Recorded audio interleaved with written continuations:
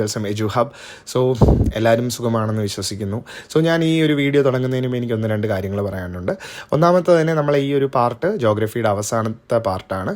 So എനിക്കൊരു live video ചെയ്താൽ കൊള്ളാമെന്ന് ഞാൻ ആഗ്രഹിക്കുന്നു, യൂട്യൂബ് ലൈവ്. അതിൻ്റെ സമയവും കാര്യങ്ങളൊക്കെ ഞാൻ അറിയിക്കാം. എന്തിനാണ് ചെയ്യുന്നതെന്ന് വെച്ചാൽ നിങ്ങൾക്ക് ഇത്രയും പഠിപ്പിച്ച ജോഗ്രഫിയിലുള്ള ഏതെങ്കിലും പാഠത്തിൽ എന്തെങ്കിലും ഡൗട്ടോ കാര്യങ്ങളോ ഉണ്ടെങ്കിൽ നിങ്ങൾക്ക് ലൈവിൽ വന്നിട്ട് ലൈക്ക് അരമണിക്കൂറോ ഒരു മണിക്കൂറോ മാക്സിമം ആയിരിക്കും ലൈവ് വീഡിയോ. അപ്പോൾ നിങ്ങൾക്ക് വന്നിട്ട് അതിനകത്ത് ഏതെങ്കിലും പോർഷൻ ഡൗട്ടുണ്ടോ കാര്യങ്ങളൊക്കെ ചെയ്യാൻ അറിഞ്ഞുകൂടാ എന്നൊക്കെ ഉണ്ടെങ്കിൽ അത് ഞാൻ അപ്പം തന്നെ കമൻറ്റ് ഇട്ട് കഴിഞ്ഞാൽ ക്ലിയർ ചെയ്ത് തരാം. അതുപോലെ ഇമ്പോർട്ടൻറ്റ് ക്വസ്റ്റ്യൻസ് ഒക്കെ നമുക്ക് വർക്കൗട്ട് ചെയ്യാം. സോ അത് നിങ്ങൾക്ക് താല്പര്യമാണെങ്കിൽ ഈ വീഡിയോയുടെ താഴെ കമൻറ്റ് ചെയ്യുക. മാക്സിമം ഒരു 10 to 15 ആൾക്കാർ കമൻറ്റ് ചെയ്യുകയാണെങ്കിൽ ഞാൻ ഉറപ്പായിട്ട് ലൈവ് വീഡിയോ ചെയ്യാം. സോ അങ്ങനെ ചെയ്ത് കഴിഞ്ഞാൽ നിങ്ങൾക്ക് അതിൽ നിന്നും ഗുണമുണ്ടാകും എന്നാണ് എൻ്റെ വിശ്വാസം. സോ അതെന്തായാലും ഒന്ന് പറയുക, വേണമോ വേണ്ടയോ എന്നൊക്കെ ഉള്ളത്. ഓക്കെ, അപ്പം നമുക്ക് നേരെ ക്ലാസ്സിലേക്ക് പോവാം. സോ നമ്മളിന്ന് പഠിക്കാൻ പോകുന്നത് ത്രൂ ദ സാൻഡി എക്സ്പാൻസിൻ്റെ ഫൈനൽ പാർട്ടാണ്. സോ താർ ഡെസേർട്ടിൻ്റെ ക്ലൈമറ്റിനെ പറ്റി പഠിച്ചു, അതുപോലെ തന്നെ അവിടുത്തെ ഓയാസിസിനെ പറ്റി പഠിച്ചു, സാൻഡ് ഡ്യൂൺ ഫോർമേഷനെ പറ്റി പഠിച്ചു. ആൻഡ് ഇന്ന് നമ്മൾ പഠിക്കാൻ പോകുന്നത് അവിടുത്തെ സോയിലിൻ്റെ ടൈപ്പിനാണ്. ഡെസേർട്ട് സോയിൽ എന്താണ്, അല്ലെങ്കിൽ അറിഡ് സോയിൽ എന്നറിയപ്പെടുന്ന ഈ ഒരു സോയിൽ എന്താണ്, അല്ലെങ്കിൽ താർ ഡെസേർട്ടിലെ സോയിൽ എങ്ങനെയാണ് എന്ന് നോക്കാം. സോ എന്തിനാണ് ഡെസേർട്ട് ഓർ അറിഡ് സോയിൽ എന്ന് പറയുന്നത്? നമ്മുടെ താർ ഡെസേർട്ടിലെ സോയിൽ ഈസ് മോസ്റ്റ്ലി സാൻഡിയാണ്. കാര്യം നമുക്കറിയാം ബാക്കിയുള്ള സാൻഡുകൾ പല ടൈപ്പുകളുണ്ട്. ചിലത് ക്ലേ സോയിലായിരിക്കും, ഓയിൽ കളിമണ്ണ് പോലെ ആയിരിക്കും, ചിലത് റെഡ് സോയിലുണ്ട്, അങ്ങനെ പല ടൈപ്പുണ്ട്. ഇവിടുത്തെ സാൻഡ് എങ്ങനെയാണ്, കറക്റ്റ് മണൽ തരികൾ പോലെയാണ് ഇരിക്കുന്നത്, സാൻഡി ആയിട്ടാണ്. അപ്പോൾ ഇങ്ങനത്തെ സാൻഡി ആയിട്ടുള്ള സോയിലുകളെയാണ് ഡെസേർട്ട് ഓർ അറിഡ് സോയിൽ എന്ന് വിളിക്കുന്നത്. ഈ ഒരു സാൻഡിൻ്റെ പ്രത്യേകത, അല്ലെങ്കിൽ ഈ ഒരു സോയിലിൻ്റെ പ്രത്യേകത നോക്കി കഴിഞ്ഞാൽ അതൊരു സാൻഡി സ്ട്രക്ചറാണ്. ഇപ്പോൾ പറഞ്ഞ പോലെ മണൽ തരികളാണ്, പിന്നെ ബ്രൗൺ കളറാണ്, പിന്നെ ഉപ്പിൻ്റെ അംശം സലൈനിറ്റി വളരെയധികം ഹൈ ആണ്. പിന്നെ നമ്മൾ നോക്കേണ്ട കാര്യം ഇവിടുത്തെ മണ്ണിന് ആൽക്കലൈൻ്റെ നേച്ചർ കൂടുതലാണ്. ഈ ആൽക്കലൈനിറ്റി എന്ന് വെച്ചാൽ നിങ്ങൾക്കറിയാം നമ്മളെ ഈ വെള്ളത്തിന് pH ഉണ്ട്. pH ലെവലെന്ന് പറഞ്ഞാൽ കറക്റ്റ് 7 ആണ്. അപ്പോൾ ഈ നമ്പർ കൂടിയാലോ കുറഞ്ഞാൽ ആസിഡ് ആവാം, കൂടിക്കഴിഞ്ഞാൽ അത് ആൽക്കലൈൻ ആവാം. അപ്പോൾ ഇവിടെ ആൽക്കലൈൻ ആയിട്ടാണ് ഇരിക്കുന്നത്. അതുകൊണ്ട് തന്നെ എന്താ പ്രശ്നം, നമുക്ക് അഗ്രികൾച്ചറും കാര്യങ്ങളൊന്നും നടക്കത്തില്ല. എന്തുകൊണ്ടാണ് ഇങ്ങനെ ആൽക്കലൈൻ ആവാനായിട്ടുള്ള കാര്യമെന്ന് വെച്ചാൽ ഈ ഒരു സ്ഥലത്ത് ഇവാപ്രേഷൻ വളരെയധികം കൂടുതലാണ്, വെള്ളം മുഴുവൻ വലിച്ചെടുക്കും. അതുപോലെ തന്നെ റെയിൻഫോളിൻ്റെ അംശം ഒട്ടുമില്ല, കാര്യം കുറച്ച് മഴ മാത്രമേ ഇവിടെ ലഭിക്കത്തുള്ളൂ. അപ്പോൾ ഇതുകൊണ്ടാണ് ഇവിടെ ആൽക്കലൈനായിട്ടും സലൈനിറ്റിയൊക്കെ ഒരുപാട് ഇവിടുത്തെ സോയിലിന് കൂടുതൽ. ആൻഡ് ഏറ്റവും അവസാനം കണ്ടില്ലേ, not suitable for most crops. എല്ലാ ക്രോപ്സും ഇവിടെ എന്ത് ചെയ്യത്തില്ല, പൊടിക്കത്തില്ല, വളരത്തില്ല. പക്ഷേ the crop that suit the climate can grow with irrigation. ഇവിടുത്തെ ക്ലൈമറ്റുമായിട്ട് സ്യൂട്ടാവുന്ന ക്രോപ്പുകളെയൊക്കെ നമുക്ക് എന്ത് ചെയ്യാം, ഇറിഗേഷൻ, വെള്ളമൊക്കെ ഒഴിച്ചു കൊടുത്ത് വളർത്തി എടുക്കാൻ പറ്റും. ഇനി അടുത്ത് നമുക്ക് ഇവിടുത്തെ വെജിറ്റേഷൻ നോക്കിക്കഴിഞ്ഞാൽ എങ്ങനത്തെ പ്ലാന്റ്സുകളാണോ ഉള്ളത് എന്നൊക്കെയാണ്. അപ്പോൾ നമ്മളിപ്പോൾ പറഞ്ഞില്ലേ വെള്ളം ഒഴിച്ചു കൊടുത്താൽ വളരുമെന്ന്. അപ്പോൾ എങ്ങനത്തെ പ്ലാന്റ്സുകളാണ് കൂടുതലുള്ളത്? Thorny shrubs with fleshy stems and no leaves. കണ്ടില്ലേ, നല്ല മുള്ളു ചെടികൾ, നമ്മളെ കാക്ടസ് ഒക്കെ പോലത്തെയുള്ള. അതുപോലെ തന്നെ ഇവിടെ എക്സാമ്പിൾ പറയുന്നുണ്ട്, ഗം അറബിക് അക്കേഷ്യ, യൂഫോർബിയ. അപ്പോൾ ഞാൻ ഇതിൻ്റെയൊക്കെ പിക്ചേഴ്സ് കൊടുത്തിട്ടുണ്ട്. അപ്പോൾ നിങ്ങൾക്ക് കാണാം നല്ല ഫ്ലഷി ആയിട്ടിരിക്കുന്ന സ്റ്റെമ്മുകളും. അതുപോലെ ഇതിനാണെങ്കിൽ എന്തില്ല, ലീവ്സ് എന്ന് പറയുന്ന സാധനമേ ഇല്ല. പിന്നെ അതുപോലെ ഡ്രൗട്ട് റെസിസ്റ്റൻ്റ് ആണ്. കാര്യം എത്ര വരൾച്ച വന്നാലും ഇതിനവിടെ പിടിച്ചു നിൽക്കാനുള്ള കഴിവുണ്ട്. കാര്യം ഇവർക്ക് വാട്ടർ സ്റ്റോർ ചെയ്ത് വെക്കാനുള്ളൊരു കപ്പാസിറ്റി ഈ പ്ലാന്റ്സുകൾക്കുള്ളത് കൊണ്ടാണ് വെള്ളമില്ലെങ്കിലും എന്ത് ചെയ്യുന്നത്, ഇത് വളരുന്നത്.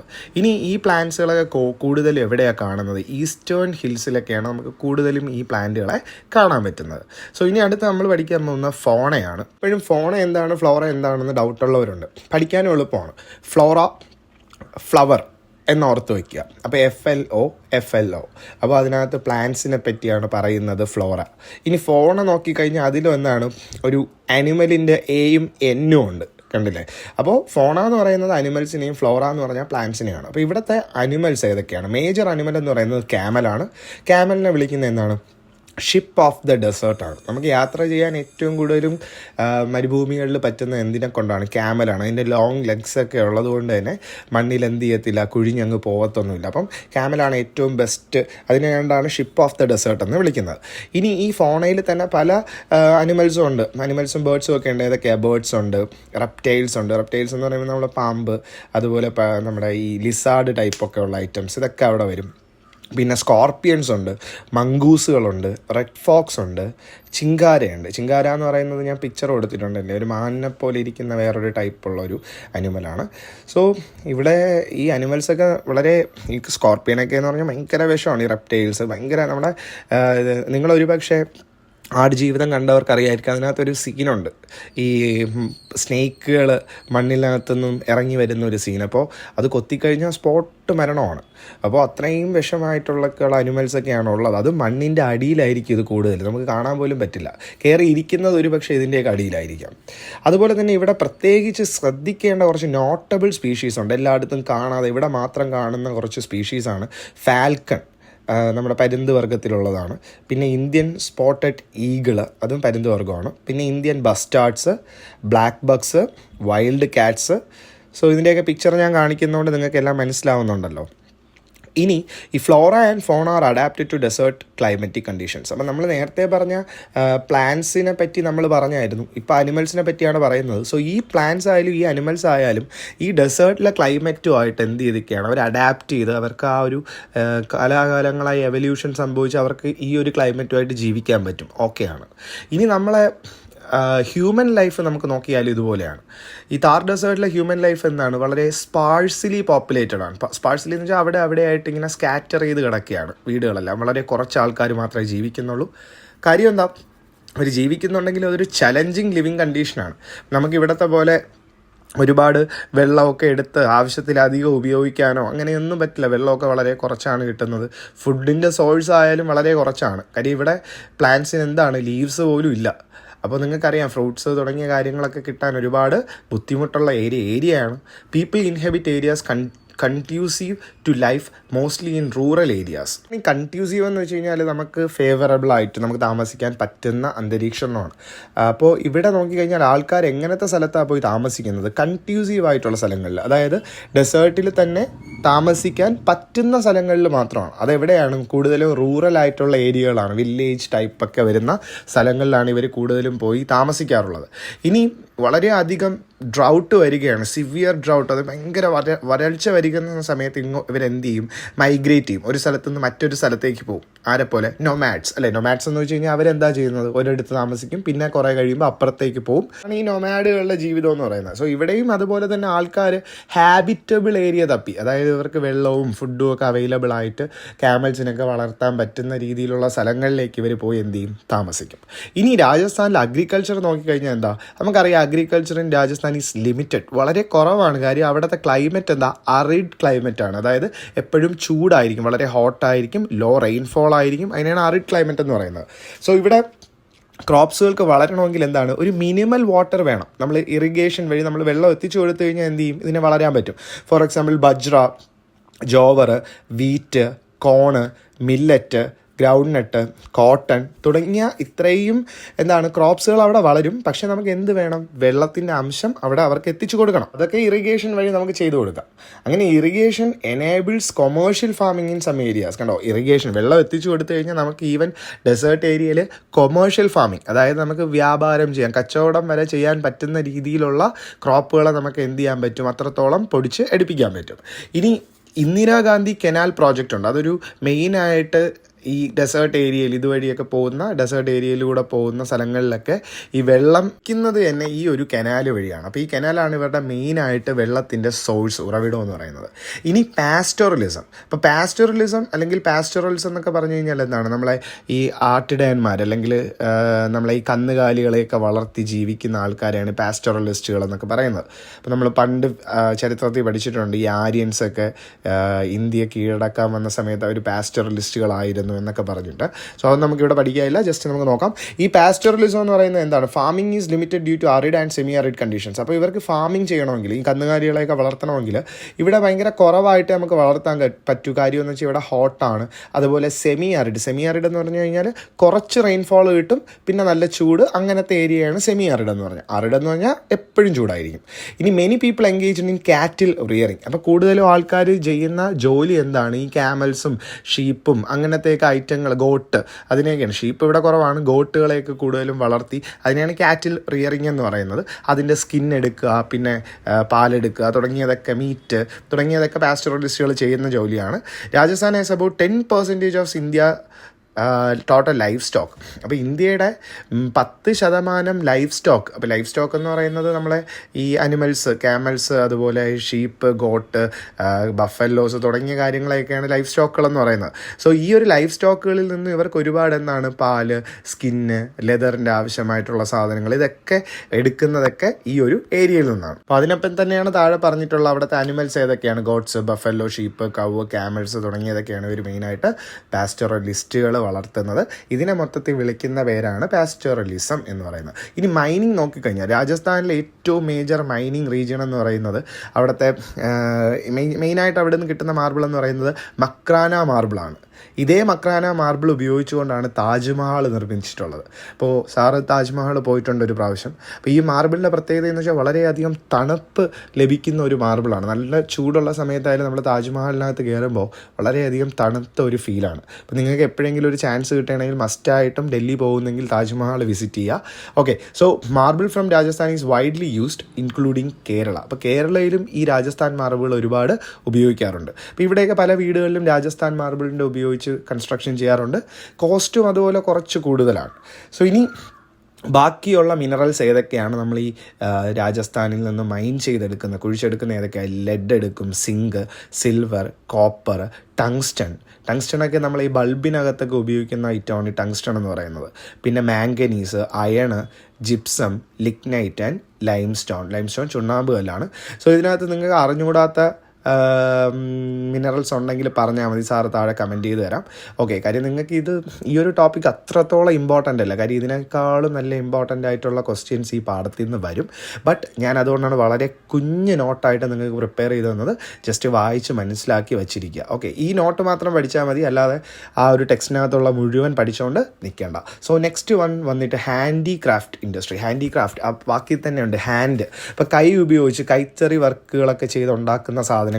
ഇപ്പോൾ രാജസ്ഥാൻ വില്ലേജുകളെ അറിയപ്പെടുന്നത് തന്നെ എന്താണ്? സ്കിൽഡ് ഹാൻഡിക്രാഫ്റ്റ് ക്രാഫ്റ്റ്മെൻസ്, ആർട്ടിസൻസ് എന്നാണ്. കാര്യം ഒരുപാട് കൈകൊണ്ട് വർക്ക് ചെയ്യുന്ന കലാകാരന്മാരുള്ള, വളരെ കഴിവുള്ള ആൾക്കാരുള്ള ഒരു സ്ഥലമാണ് രാജസ്ഥാൻ വില്ലേജുകൾ. മെയിനായിട്ട് ഇവർ ചെയ്യുന്ന എന്താണ്? Famous for leather product. Leather ഉപയോഗിച്ചുണ്ടാക്കുന്ന ഒരുപാട് പ്രോഡക്റ്റ് ഉണ്ട്. അതിന് എക്സാമ്പിളാണ് ലാമ്പ് ഷെയ്ഡുകൾ. നമ്മളെ ഈ ലാമ്പുകളുണ്ടല്ലോ, ലാമ്പിൻ്റെ പുറത്തൂടെ നമ്മളിടുന്ന കവറിനെയാണ് ലാമ്പ് ഷെയ്ഡ് എന്ന് പറയുന്നത്. വീടിൻ്റെ സൈഡിലൊക്കെ നമ്മൾ ഈ ടേബിളിലൊക്കെ ഇരുന്ന് വായിക്കുന്ന കുഞ്ഞ് ലൈറ്റ് കാണുമല്ലോ, ഈ ലൈറ്റിൻ്റെ പുറത്ത് നമ്മൾ എന്ത് ചെയ്യും? ഒരു കവറിട്ടുമ്പോഴാണ് കറക്റ്റായിട്ട് താഴേക്ക് വെട്ടം അടിക്കുന്നത്. അപ്പോൾ അതിനെയാണ് ലാമ്പ് ഷെയ്ഡുകളെന്ന് പറയുന്നത്. അപ്പോൾ ഈ ഷെയ്ഡുകളൊക്കെ രാജസ്ഥാനിൽ നിന്നാണ് ഉണ്ടാക്കുന്നത് കൂടുതലും. അതും ഈ അനിമൽസിൻ്റെ ബോഡിയിൽ നിന്ന് സ്കിന്നൊക്കെ എടുത്തിട്ടാണ് എന്ത് ചെയ്യുന്നത്? മേജർ ആയിട്ട് ക്യാമലിൻ്റെ തൊലി എടുത്തിട്ടൊക്കെയാണ് നമ്മൾ ഈ ലാമ്പ് ഷെയ്ഡുകൾ ഉണ്ടാക്കുന്നത്. അതുപോലെ പൗച്ചസ്, അതായത് ലെതർ ബാഗുകളുണ്ടല്ലോ, അതൊക്കെയാണ് നമ്മൾ ഈ പൗച്ചുകളെന്ന് ഉദ്ദേശിക്കുന്നത്. പിന്നെ സാൻഡൽസ്, ചെരുപ്പുകൾ, ഇതെല്ലാം എന്താണ്? ഒട്ടകത്തിൻ്റെ തൊലിയിൽ നിന്നുമൊക്കെയാണ് ഇത് ഒരുപാട് ഉണ്ടാക്കുന്നത്. പിന്നെ അതുപോലെ തന്നെ traditional leather musical instruments are regional speciality. അതുപോലെ നമ്മൾ ഈ പാരമ്പര്യമായിട്ട് ഉപയോഗിക്കുന്ന കുറേ മ്യൂസിക്കൽ ഇൻസ്ട്രുമെൻറ്റുകളുണ്ട്. ഈ ഇൻസ്ട്രുമെൻറ്റുകളൊക്കെ എന്ത് ചെയ്യുന്നതാണ് ഉണ്ടാക്കുന്നത്? ഈ അനിമൽസിൻ്റെ തൊലിയിൽ നിന്നുമൊക്കെ ഉണ്ടാക്കുന്ന പല സാധനങ്ങളുണ്ട്. അപ്പോൾ ഇതൊക്കെയാണ് ഹാൻഡിക്രാഫ്റ്റ് ഇൻഡസ്ട്രിയിൽ ഏറ്റവും മെയിൻ ആയിട്ടുള്ളത്. ഇനി എനർജി ജനറേഷൻ. അപ്പോൾ ഇവിടുന്ന് നമുക്ക് എനർജി നമ്മൾ ഉണ്ടാക്കാറുണ്ട്. എങ്ങനെ? വിൻഡ് ടർബൈനുകൾ വയ്ക്കും താർ ഡെസേർട്ടിൽ. അപ്പോൾ ഹാർനസ് വിൻഡ് എനർജി. അപ്പോൾ വിൻഡ് ടർബൈനിലൂടെ കാറ്റടിച്ചിട്ട് ഈ ടർബൈൻ കറങ്ങുന്ന സമയത്ത് അതുവഴി ഇലക്ട്രിസിറ്റി ജനറേറ്റ് ചെയ്തെടുക്കാൻ പറ്റും. ഏതാണ്ട് നമ്മളെ വിൻഡ് മില്ലുകൾ പോലെ.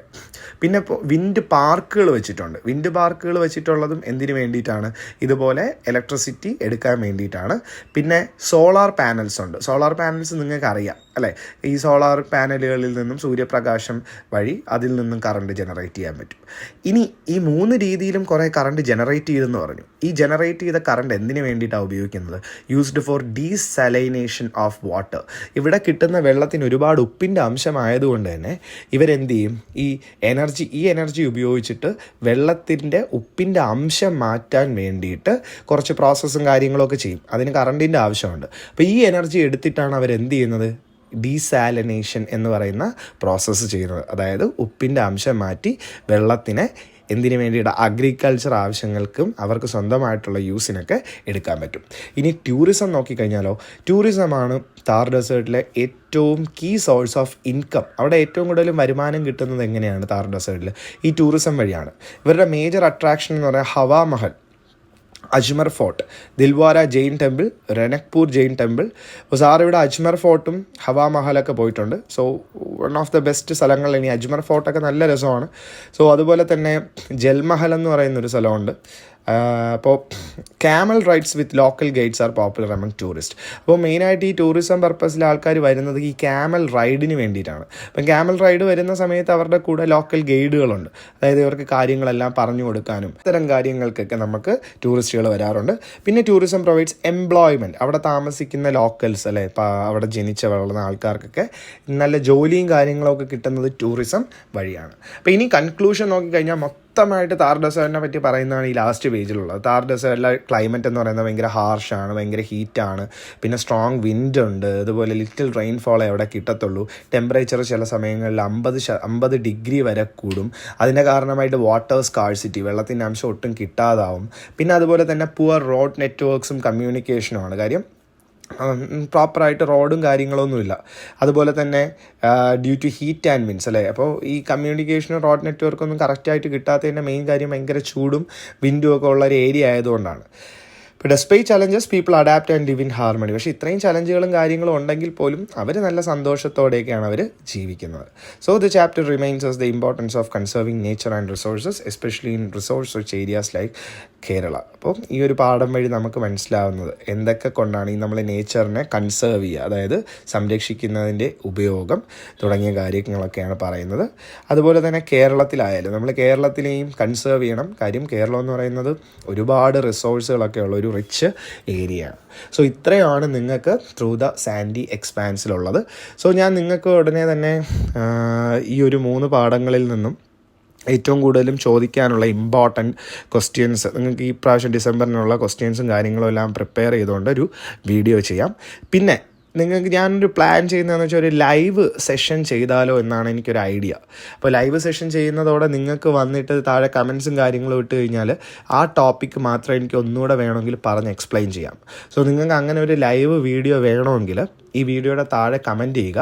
അപ്പം മാക്സിമം ഒരു 10-15 പേരൊക്കെ ഉണ്ടെങ്കിൽ ഞാൻ ലൈവ് സെഷനിൽ വരാം. അപ്പോൾ ഞാൻ ടൈമൊക്കെ അറിയിച്ചിട്ട് ആ ഒരു സമയം ഒരു അരമണിക്കൂറോ 3/4 മണിക്കൂറോ വന്നിട്ട് നിങ്ങളുടെ ഡൗട്ട്സ് മുഴുവൻ ക്ലിയർ ചെയ്ത് തരാൻ പറ്റുന്ന രീതിയിലൊരു ലൈവ് വീഡിയോ ചെയ്യുന്നെങ്കിൽ ചെയ്യാം. സോ അത് നിങ്ങൾ എന്നെ അറിയിച്ചു കഴിഞ്ഞാൽ ഞാൻ ഉറപ്പായിട്ടും അത് ചെയ്തു തരാം. Okay, so see you till the next video. Bye by.